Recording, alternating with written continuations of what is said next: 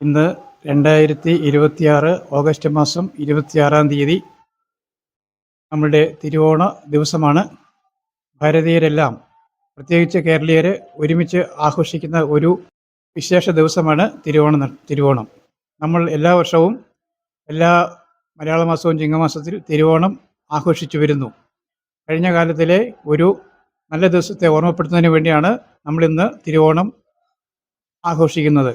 ഏതാണ്ട് ഒരുപാട് വർഷങ്ങൾക്ക് മുൻപ് മഹാബലി എന്ന ഒരു ചക്രവർത്തിയുടെ നല്ലൊരു ഭരണം, അപ്പോൾ അന്ന് ആ ഭരണത്തിന് സന്തോഷം തോന്നിയതുകൊണ്ട് ഭഗവാന്റെ ദശാവതാരത്തിലുള്ള വാമനൻ മഹാബലിയെ വന്നു കണ്ട് അനുഗ്രഹിക്കുകയും മഹാബലിക്ക് അനുഗ്രഹം കൊടുത്തുകൊണ്ട് സ്വർഗലോകത്തേക്ക് മഹാബലിയെ ആനയിച്ചു കൊണ്ടുപോവുകയും ചെയ്ത ഒരു ചരിത്രമാണ് ഓണം.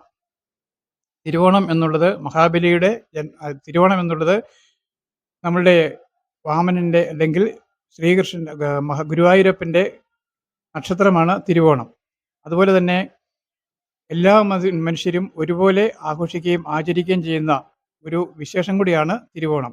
നമ്മളുടെ തിരുവോണ നാളിൽ എല്ലാവർക്കും നന്മകൾ നേർന്നുകൊണ്ട് സർവ്വ ഐശ്വര്യങ്ങളും ഉണ്ടാകട്ടെ എന്ന് പ്രാർത്ഥിച്ചുകൊണ്ടും ഈ തിരുവോണത്തെ വരവേൽക്കുന്നു. എല്ലാവർക്കും നന്ദി, നമസ്കാരം. എല്ലാ സഹോദരന്മാരും ഈ ഒരു ആഘോഷത്തെ വളരെ ഭംഗിയായിട്ട് ഇന്ന് ആചരിക്കുന്നു. പ്രത്യേകിച്ച് 2026 തിരുവോണം എല്ലാവരും ഒരുപോലെ ആചരിക്കുന്ന ഒരു ആഘോഷമായിട്ട് തന്നെ വന്നു കഴിഞ്ഞിരിക്കുന്നു. അതിന് എല്ലാവരോടും നന്ദിയുണ്ട്. എല്ലാ മലയാളികൾക്കും ഓണ ആശംസകൾ.